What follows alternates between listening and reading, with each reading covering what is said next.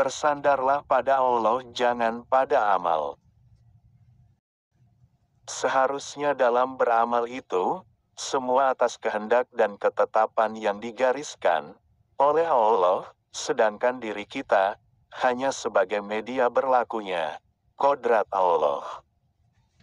Ketika kita sudah memiliki niat ataupun kehendak untuk beramal atau melakukan sesuatu perilaku yang baik, maka ingatlah kalimat La ilaha illallah. Tidak ada Tuhan, berarti tidak ada tempat bersandar, berlindung, berharap kecuali kepada Allah. Tidak ada yang menghidupkan dan mematikan, tidak ada yang memberi dan menolak melainkan Allah.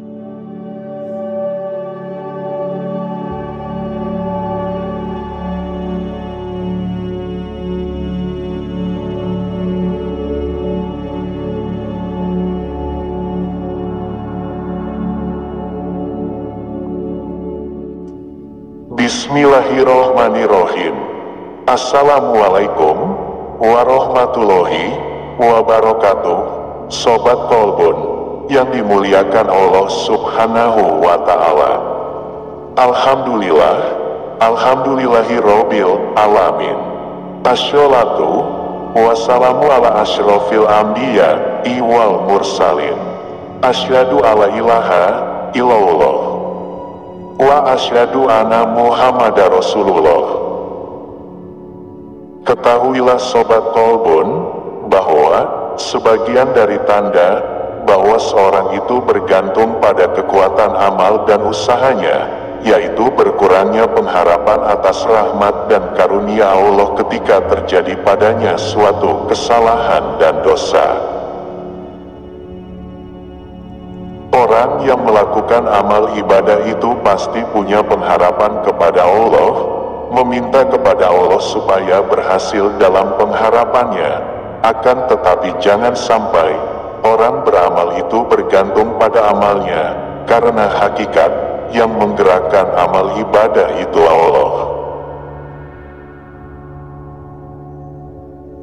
Sehingga apabila terjadi kesalahan atau kelalaian, seperti terlanjur melakukan maksiat atau meninggalkan ibadah rutinnya, mereka akan merasa putus asa dan berkurang pengharapannya kepada Allah. Sehingga apabila berkurang pengharapannya kepada rahmat Allah, maka amalnya pun akan berkurang dan akhirnya kemungkinan besar mereka akan berhenti beramal. Seharusnya dalam beramal itu, semua atas kehendak dan ketetapan yang digariskan oleh Allah, sedangkan diri kita hanya sebagai media berlakunya kodrat Allah. Ketika kita sudah memiliki niat ataupun kehendak untuk beramal atau melakukan sesuatu perilaku yang baik, maka ingatlah kalimat La ilaha illallah. Tidak ada Tuhan, berarti tidak ada tempat bersandar, berlindung, berharap kecuali kepada Allah. Tidak ada yang menghidupkan dan mematikan, tidak ada yang memberi dan menolak melainkan Allah. Pada dasarnya, syariat menyuruh kita berusaha dan beramal. Sedang hakikat syariat melarang kita menyandarkan diri pada amal dan usaha itu. Sebab jika kita mengerjakan amal hanya sekedar berharap pada amal tersebut, berarti segala amal yang kita kerjakan hanya sebatas duniawi saja. Amal yang kita harapkan sebagai tabungan akhirat tidak akan tersampaikan.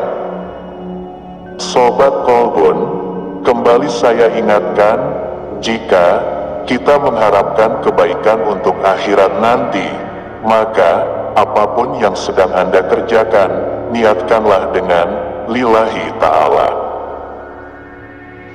Biarkan dan serahkan semua keputusan itu kepada Allah Subhanahu wa Ta'ala. Tetaplah bersandar pada karunia dan rahmat Allah Subhanahu wa Ta'ala. Sebagai gambaran saja, di dalam petunjuk yang tersirat di dalam Al-Quran, apabila kita dilarang menyekutukan Allah dengan berhala, batu, kayu, pohon, kuburan, binatang dan manusia, maka janganlah menyekutukan Allah dengan kekuatan diri sendiri, seakan-akan merasa sudah cukup kuat dan dapat berdiri sendiri tanpa pertolongan Allah, tanpa rahmat dan taufik serta hidayah dan karunia Allah Subhanahu wa Ta'ala.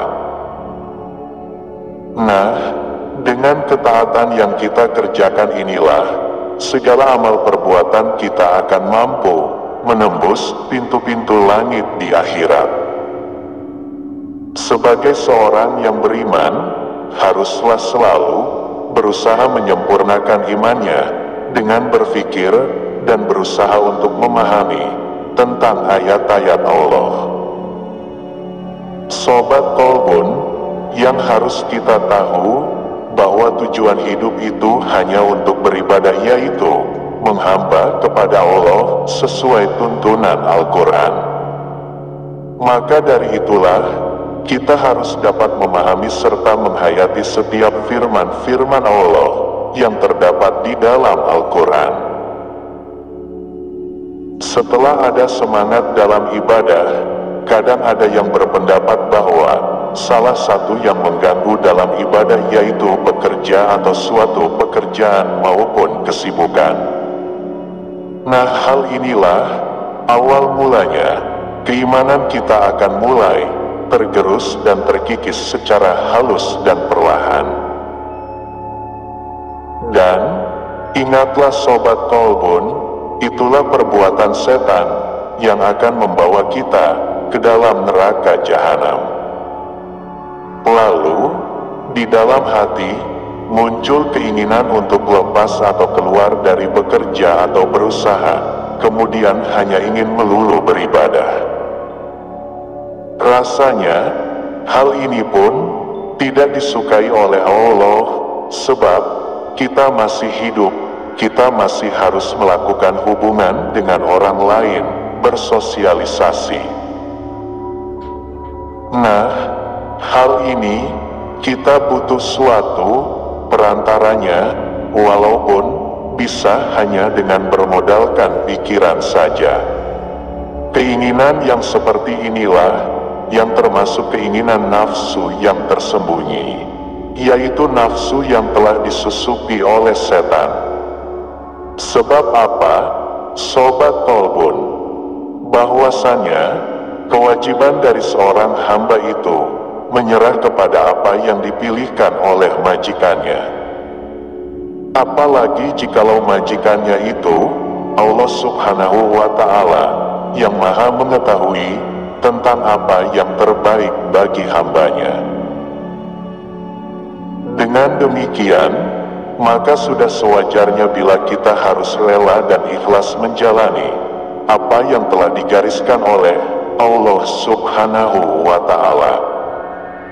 Kita dapat merasakan tanda-tanda bahwa Allah itu menempatkan diri kita ke dalam golongan orang-orang yang harus berusaha dan bekerja. Hal ini dapat kita ketahui apabila dalam melakukan suatu pekerjaan tersebut terasa ringan bagimu sehingga tidak menyebabkan dirimu lalai dalam menjalankan suatu kewajiban, yaitu untuk beribadah di dalam agama kita. Juga tidak menyebabkan engkau menjadi seseorang tamak atau rakus terhadap milik orang lain. Tidak mempunyai rasa ingin memiliki sesuatu yang bukan miliknya. Dan tanda-tanda bahwa Allah itu mendudukan kita ke dalam golongan hamba yang tidak berusaha atau bekerja. Hal ini dapat kita rasakan di kehidupan kita ini apabila Allah memudahkan bagimu segala kebutuhan hidup dari jalan yang tidak disangka-sangka.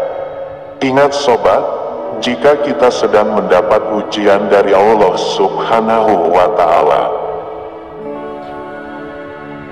Dengan gambaran yang telah saya uraikan ini, semoga jiwa kita tetap tenang ketika mengalami kekurangan, Karena tetap ingat dan bersandar kepada Allah Subhanahu wa Ta'ala, dan tidak berubah dalam menunaikan kewajiban-kewajiban.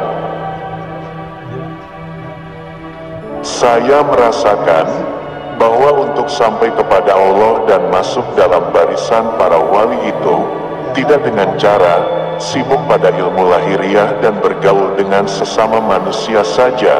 Hal itu sungguh terasa jauh dan tidak mungkin untuk mencapainya. Dengan demikian, berarti setiap perbuatan amal soleh yang kita, janganlah berharap kepada pahalanya amal soleh tersebut, tetapi lakukan semua kegiatan tersebut dengan lillahi ta'ala.